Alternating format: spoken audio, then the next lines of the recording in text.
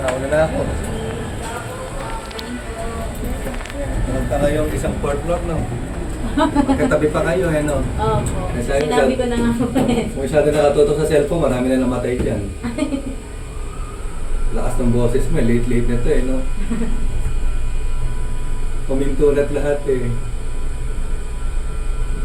Nasasayan siya sa cellphone, sir. May estudyante nga kayo, tawid ng tawid, putan may topic may nakatakit sa tinga, binubusin naman, di ka Yung mga nadidinig. ganun, sir. Sa sabi nga katangahan talaga, mabilis ang kamatayan.